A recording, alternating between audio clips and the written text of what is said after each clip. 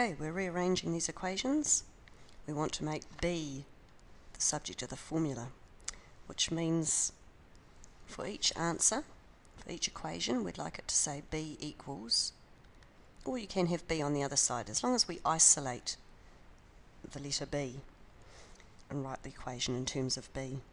So for this one here, a plus b equals c, if we subtract the a, and remembering our rules for solving equations, what you do to one side you do to the other, we're doing the opposite operation. A take away a would be gone, and b will equal c minus a. Now I have b as the subject. I can work out b if I want to. If I've given values for c and a, c take away a would give me the value of b. Right, so this time we'll take away 3a. 3a take away 3a is 0. So I'm left with 2b equals c minus 3a. And now I want b on its own. This is b times 2, or 2 lots of b equals that. So 1 lot of b would be c minus 3a all over 2. The opposite of times 2 is dividing by 2. So given values for c and a, I can put them into this side of the formula, and that will give me a value for b. Right, a little bit harder. It's got b squared. I actually only want b. But first of all, we'll try dividing by 4, both sides. So b squared equals 3c over 4. And if that's b squared, then b will be the square root of that. And for the purposes of this, we'll just put the plus and the minus in, remembering that when you square root a number, it's possible you can get a positive answer or a negative answer. So for example, if we remember the square root of 9 can be 3 or negative 3. Square root of 25 can be 5 or negative 5. Another way of writing that would be plus or minus 5. That plus or minus sign means you can have positive 5 or negative 5. So when you're square rooting, you need to consider there may be a positive or a negative answer. Looking for b again. This time we'll add 3cd to both sides. Minus 3cd plus 3cd will cancel that out, and we'll get a squared plus 3cd equals b squared. Once again, we just want b on its own, so that means square rooting. We're actually square rooting both sides, and we'll be left with b equals the square root of a squared plus 3cd. And once again, we need to consider the fact there could be a positive and a negative answer. Number 5. Looking for b, trying to isolate b in all of this. Let's multiply by 5 both sides to start with, so we can eliminate the 5. 2b plus c equals 5a. And now we'll subtract c plus c minus c. And lastly, that's 2b, so we'd divide both sides by 2. You can put the working in, and that would give me b equals 5a minus c all over 2. We've rearranged the formula, and we've made b the subject of it. A little bit harder with the b up here and the negative in front, but if you follow the rules, we'll start by subtracting 4. 4 take away 4, that's disappeared. We're going to run out of room. Next I would be multiplying by 5, both sides.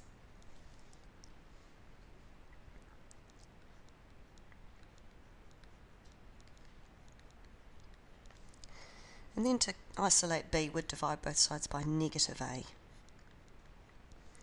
So we can get b equals c minus 20 over negative a. There's other ways of neatening that up and making it more beautiful, but we'll leave it like that. Right, this time to find the b, I've got the square root of it, which is annoying, so what we'll do is we'll square this side, and we'll square this side. Now squaring a square root will get you back to what's underneath it, because they're opposite functions of each other. So I've square rooted the fraction and then squared it, so I'll get back to the original fraction. And squaring that side will get 9c squared. Now we need to multiply by 2, 18c squared. So have another look at that one. Once again, squaring both sides, what you do to one side you do to the other. Squaring a square root cancels out, You've taken the square root and then you've squared, so you'll get back to what's underneath. We need to add 4.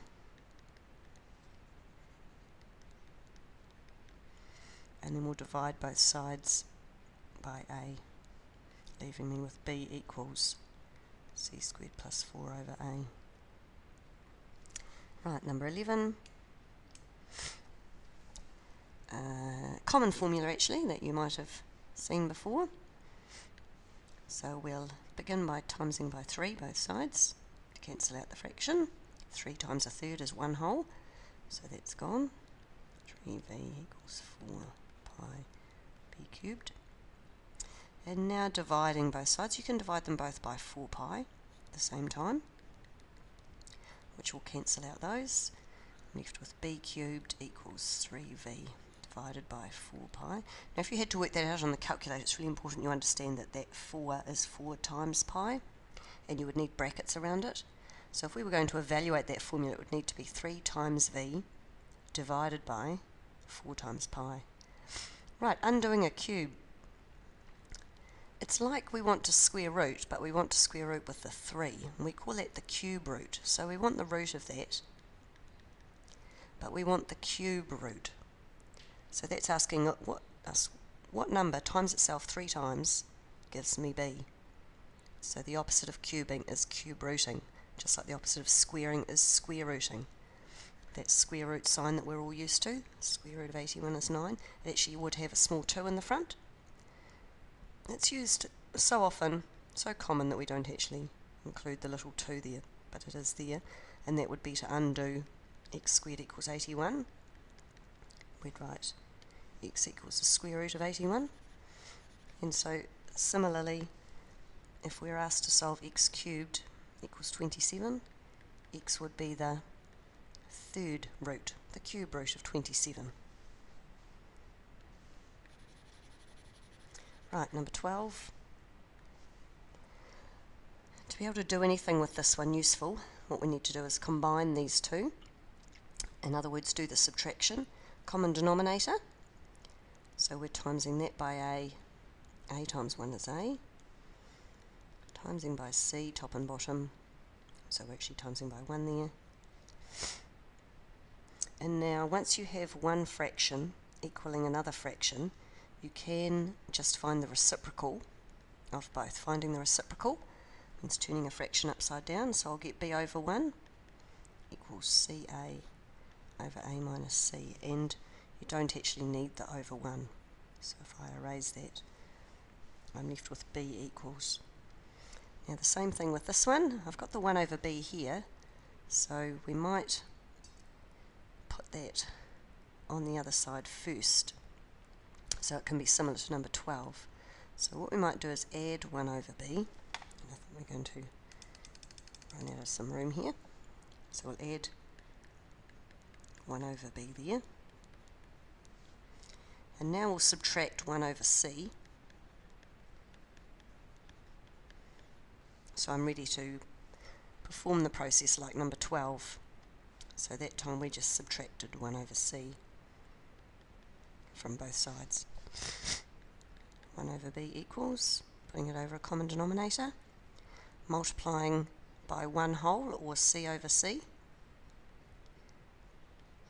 This one here we're multiplying by a over a. And once I have one fraction equaling another fraction, we can find the reciprocal of both sides. b over 1.